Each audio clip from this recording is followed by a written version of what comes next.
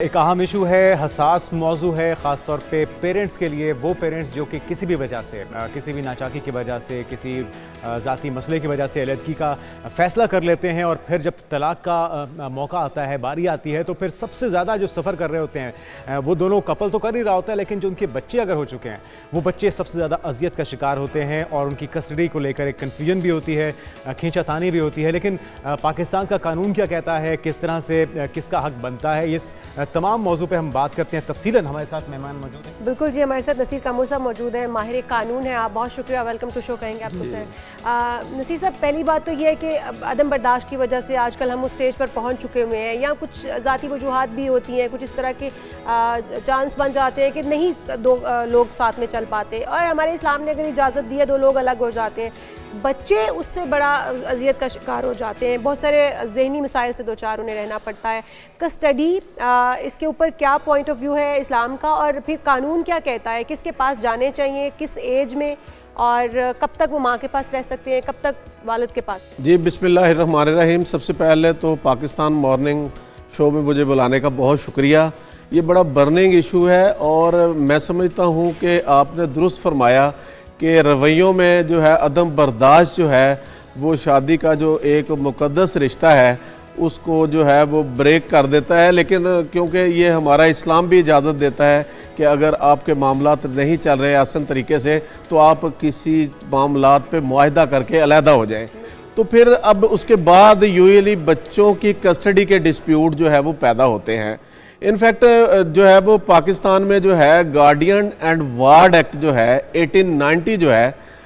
वो जो है इसको डील करता है बच्चों की कस्टडी के मामलात को। इसी तरह जब हम इस्लाम से रहनुमाई लेते हैं तो मोहम्मदन लॉ जो है उसमें जो है वो बच्चों की कस्टडी के बारे में बता दिया गया है। बेसिकली बच्चों की कस्टडी के जो केसेस, हमारा कानून और इस्लाम एक ही पेज पर है, कॉन्फ्लिक्ट तो नहीं? जी, इसमें मैं समझता हूँ कि जब बच्चों की कस्टडी के मामलात अदालतें डिसाइड करती हैं तो सेक्शन 17 है गार्डियन एंड वार्ड एक्ट 1890, उसका सेक्शन 17 जो है उसमें वो सर्कमस्टांस बताए गए हैं। सबसे बेसिक सर्कमस्टांस जो है बच्चों की कस्टडी डिसाइड करते हुए वेलफेयर ऑफ द माइनर जो है वो उसको कंसीडर किया जाता है और अदालतें जो हैं वेलफेयर ऑफ माइनर को मद्देनजर रखते हुए बच्चों की कस्टडी के फैसले करती हैं। कितनी एज का बच्चा जो है वो हमारा कानून और इस्लाम माँ के पास भेजता है, और किस एज के बच्चे को बाप की कस्टडी में? बेसिकली मोहम्मदन लॉ के मुताबिक जो है वो अगर बेटा है और उसकी एज 7 साल तक है तो 7 साल के बाद बाप एलिजिबल हो सकता है उसकी कस्टडी लेने के, और इसी तरह अगर बेटी है तो उसके मेजर होने तक। वो एज क्या है मेजर होने? मेजर होने के की एज जो है यूजुअली मेजॉरिटी एक्ट है 1875, मेजॉरिटी एक्ट में 18 साल बयान की गई है। अच्छा कम्बो साहब, एक चीज़ ये बताइएगा कि मुकर्ररा जो एज बताई गई है उसके बाद अगर बाप के पास बच्चा कानूनी तौर पे तो जाना चाहिए, लेकिन अगर माँ उसे अपने पास रोकना चाहे तो उसका भी कोई तरीका होता है? देखें, यही बात है ना कि मैं पिछले दिनों भी सुप्रीम कोर्ट ऑफ पाकिस्तान की एक जजमेंट पढ़ रहा था जिसमें इस पॉइंट पे कि जो मोहम्मदन लॉ में 7 साल एज बताई गई है और दूसरा ये कि माँ ने दूसरी शादी कर ली है तो बाप ने इस बात पे बच्चे की कस्टडी क्लेम कर ली। हालांकि वो कस्टडी का केस चला, ट्रायल कोर्ट ने, अपीलेट कोर्ट ने और हाई कोर्ट ने जो है वो बच्चे की कस्टडी बाप को देने का फैसला किया। लेकिन माँ ने हिम्मत नहीं हारी वो, और सुप्रीम कोर्ट ऑफ पाकिस्तान में वो उसने गई और सुप्रीम कोर्ट ऑफ पाकिस्तान ने ये फैसला करते हुए तीनों अदालतों के फैसले सेटिस्फाइड करके उस पर यह ऑब्जर्व फरमाया कि जब अदालतें बच्चों की कस्टडी के मामलात डिसाइड करती हैं तो अदालतों को साइकोलॉजिकली एस्पेक्ट जो हैं उनको भी देखना चाहिए। और बच्चे की राय कितनी मैटर करती है यहाँ पे, क्योंकि बच्चा 7 साल का है ना, तो वो बालग एज में है अगर बेटा है, और 18 साल की बेटी चले ठीक है वो बालग हो चुकी है, वो बता सकती है, उसके फैसले को माना जा सकता है। लेकिन क्या छोटा बच्चा अगर वो ये डिसीजन लेता है कि उसे बाप के पास रहना है या उसे माँ के पास रहना है, तो कानून इस चीज़ को भी सुनेगा, देखेगा बच्चा क्या चाहता है? जी, गार्डियन एंड वार्ड एक्ट में ये वाज़े लिखा हुआ है कि अगर बच्चा जो है वो अदालत समझती है कि उसकी दिमागी पुख्तगी इस हद तक है कि उसकी राय ली जाए, फिर अदालत उसकी राय को फौकियत देती है और बच्चा जो है, बच्चे की कस्टडी डिसाइड करते हुए वेलफेयर ऑफ माइनर देखा जाता है, बच्चे की राय देखी जाती है और उसके बाद वो सर्कमस्टांस देखे जाते हैं कि अगर देखे बच्चा जो है, बच्चे को मेंटेन करना, चाहे डाइवोर्स भी हो जाए, वो बाप की जिम्मेदारी है। अच्छा, नान नफका बाप की जिम्मेदारी है अगर बच्चे माँ के पास हैं तब भी? देखिए बच्चे नॉन नफका जो है, अगर शादी इंटैक्ट भी है फिर भी बाप की जिम्मेदारी है, अगर डाइवोर्स हो गई है या अलैदगी हो गई है फिर भी बच्चों की हद तक नॉन नफका बाप की जिम्मेदारी है। और माँ जो है वो बच्चे को, अगर ये कहा जाए कि जी माँ के वसाइल नहीं है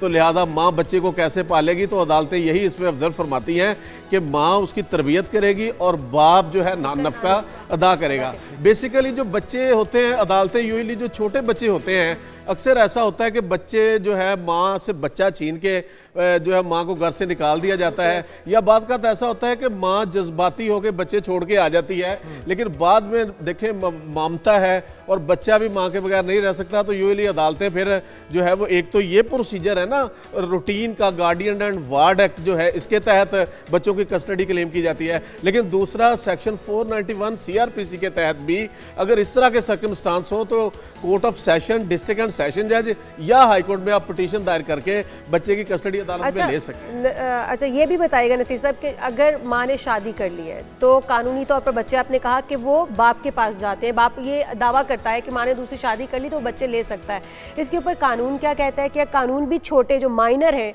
उनको भी बाप की कस्टडी में दे देगा अगर माँ ने दूसरी शादी कर ली है? और अगर ऐसा है तो क्या तब भी माँ जो उनसे मिलने का हक रखती है, या क्या सूरत में होती है? बच्चे माँ का शादी कर लेना, देखिए शादी करना माँ का अगर कानून या शरा उसको नहीं रोकती तो ये कोई डिस्क्वालिफिकेशन नहीं है। बात ये होती है कि अदालतें यूजुअली जब बेटियां होती हैं ना, बेटियों के लिए वो जो स्टेप फादर होता है वो नामहर में आता है, प्रोहिबिटेड डिग्री में आता है, वहाँ पे अदालतें जाके कहती हैं कि अगर बच्ची जो है अब जो है वो बड़ी हो रही है तो वो जो है वो उसको ये सामने रखते हुए कि उसका स्टेप फादर जो उसको प्रोहिबिटेड डिग्री पे फाल करता है, तो वहाँ पे बेटी की हद तक जो है कस्टडी बाप। लेकिन सबसे बड़ी बात यही है कि मैंने अभी जो केस आपको रेफर किया है सुप्रीम कोर्ट ऑफ पाकिस्तान का, उसने माँ ने शादी भी कर ली थी, बच्चे की एज 7 साल से ऊपर क्रॉस कर गई थी, लेकिन इसके बावजूद 3 अदालतों ने फैसला इस असूल पे दे दिया कि माँ ने शादी कर ली है, बच्चा 7 साल से ज्यादा एज का बाप को दे दे। लेकिन सुप्रीम